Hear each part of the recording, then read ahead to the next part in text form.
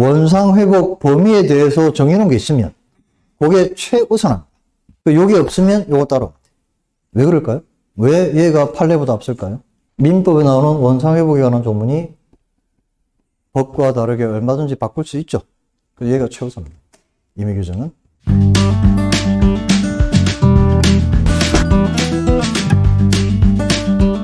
자, 이것도 현장에서 가끔씩 문제가 되는 내용이죠. 바로 원상 회복에 관계된 다툼입니다. 자, 우리 원상 회복은 민법이 규정하고 있는 조문인데요. 회지편에 가면 임차인은 목적물을 원상 회복에서 반환하여야 한다 이렇게 돼 있어요. 그래서 실제 이걸로 다툼이 일어나는 현장을 가보면 막 서로 싸웁니다. 근데 그 내용을 자세히 들여다보면 임대인은 원상 회복하라 그러고 임차인은 나는 못해 이걸로 싸우는 경우는 거의 없어요. 해라 못한다 이걸로 싸우는 경우. 그럼 뭘로 싸우느냐? 임대인이 이만큼 하라 그러고 임차인은 내가 왜 그만큼 해? 나는 이만큼 할 거야. 그래서 원상 회복의 범위 때문에 대부분 싸웁니다. 범위. 왜 그러면 원상 회복 범위에 대한 다툼이 자꾸 생길까? 그 이유는 우리 법이 원상 회복에 관한 조문을 정해놓긴 하지만 구체적으로 언제 이럴 때는 어디까지 이럴 때 이렇게 원상 회복의 범위를 법으로 정해놓지 않아서 그래요. 단순하게 임차인은 원상 회복에서 반환하여야 한다라고만 되어 있기 때문에 구체적으로 법이 그 범위를 정해놓지 않아서 항상 현장에서 범위에 대한 다툼이 생겨요. 자, 이거 우리 법에 없는 것들은 뭐가 그 기준을 정해준다? 판례와 유권 해석이 정해준다라고 첫날 말씀드렸죠. 그러면 법이 정해놓지 않은 원상 회복 범위에 대한 기준이 판례와 유권 해석에서 나와 있을까? 예, 나와 있어요. 나와 있습니다. 그래서 이거는 세 가지만 기억하면 돼요. 그 중에 한 가지가, 요 세 개 중에 한 가지가 최근 대법원 판례로 뒤집어진 내용이 하나 있어요. 최근 대법원 판례도 2019년 8월 30일 5년 전 이야기인데 이 판례가 오래된 관행을 완전히 180도 뒤집어버린 대법원 판례입니다. 자, 그 내용까지 포함해서 우리가 원상 회복 관련해서 기준점으로 알아두셔야 세 가지를 정리해 드릴게요. 요것만 알면 됩니다. 그 나머지는 하나도 필요 없어. 자, 첫 번째, 이런 경우가 있어요. 첫 번째.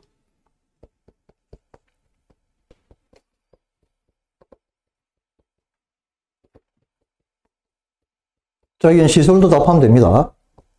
자, 여기에 대해서 원상 회복의 의무를 진다 그러면 어디까지 해야 될까? 자, 이 그림으로 표현해 볼까, 이거?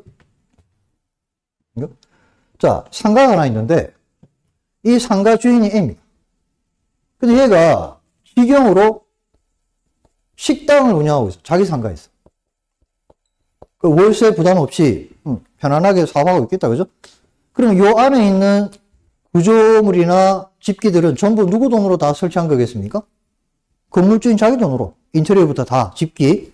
자, 그 운영하다가 사정이 생겨서 더 이상 식당을 운영 못할 상황이 생긴 거야. 그럼 요대로 새로운 임차인을 들인 거죠. B가 이제 그대로 식당 한 사람이 들어온 거예요. 자, 그럼 이 사람은 내부에 있는 시설 집기가 그대로 필요하죠. 그래서 들어와가지고 임대차 계약 체결을 하고 B가 이제 식당을 그대로 직영이 아니고 이제 임차 형식으로 식당을 운영하고 있어요. 자, 여기까지는 상황이 이해되시죠? 그럼 이 안에 있는 구조물들은 다 누가 설치한 거다? 얘가. 자, 그러다가 B가 이제 자기가 운영하던 가게를 정리하고 떠날 때가 오겠죠. 그러면 얘가 얘한테 원상 회복을 주장할 수 있죠. 원상 회복 해놓고 나가라. 바로 그 장면이잖아요. 그러면 이 상황에서 어디까지 원상 회복해야 될까요? B가 해야 될 원상 회복의 범위. 여기는 여기까지. 됐죠? 간단하다, 그죠? 입점 당시 그대로만 되돌려 놓으면 됩니다. 만약에 B가 들어와가지고 그대로 사용하다가 나가는 것 같으면 하나도 할 거 없다, 그죠? 몸만 빠져나가면 되잖아요. 근데 B가 들어와서 자기가 운영해보니까 뭔가 조금 부족한 게 있어서 구조물을 추가로 설치한 게 있다. 추가로. 그럼 얘가 나갈 때 어디까지만 해놓고 나가면 됩니까? 자기가 추가로 설치한 부분만 뜯어내고 나가면 되죠. 그거네요. 여기 두 번째.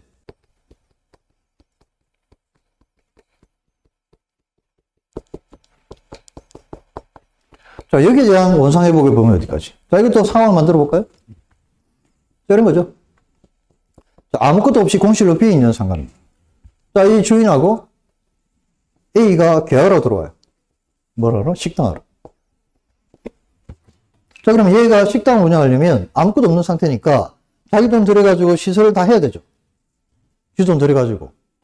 자, 그래서 얘가 들어 장사를 합니다. 그러다가 얘가 나중에 나갈 때가 되면 얘는 얘한테 원상회복을 명할 수 있죠. 그게 바로 여기에 해당하는 거잖아요. 그죠? 그러면 얘는 어디까지 원상회복해야 됩니까? 공실 상태로 되돌려야 돼요. 여기까지 됐죠?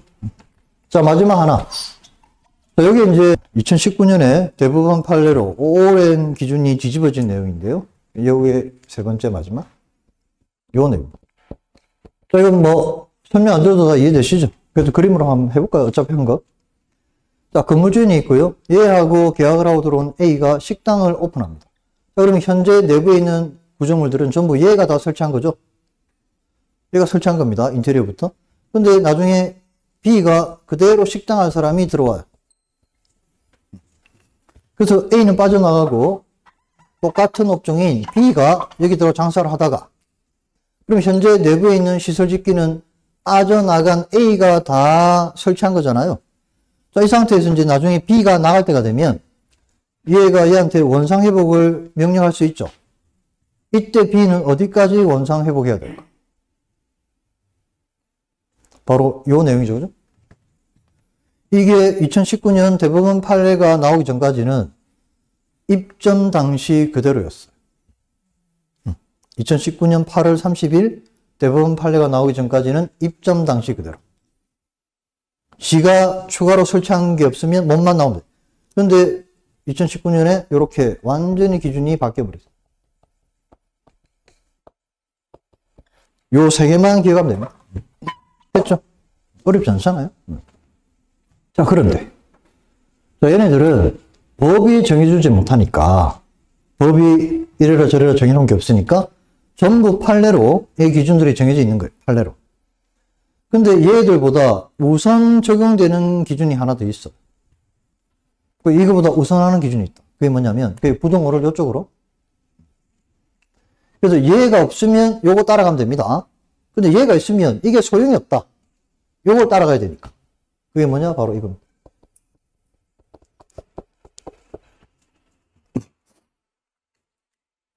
그래서 당사자가 합의로 원상회복 범위에 대해서 정해놓은 게 있으면 그게 최우선합니다. 요게 없으면 요거 따로. 됐죠? 왜 그럴까요? 왜 얘가 판례보다 앞설까요? 민법에 나오는 원상회복에 관한 조문이 이렇게 적용되는 조문이라 그래요. 강의 규정이 아니고 임의 규정이라 당사자 합의로 법과 다르게 얼마든지 바꿀 수 있죠. 그래서 얘가 최우선입니다. 임의 규정은. 물론 이 내용이 요 범위를 벗어나면 안 되죠. 요게 들어올 때만 최우선 적용. 제가 지난주에 이거 농담 삼아 한번 말씀드린 것 같은데, 계약서의 원상회복 범위에 대해서 임대인, 임차인 합의로 이 합의 내용을 특약으로 달아난 거야. 그 내용을 읽어보니까 임차인이 계약 만기 시 원상회복의 의무를 다하기로 하고 영업장 내부 전체를 24K 금도금 해놓고 나가기로 한다. 특약으로. 요즘 금값이 얼마인데? 그것도 24K. 그래서 소송까지 가면 그 특약은 효력이 있다 없다? 없죠. 사회통념을 벗어났기 때문에.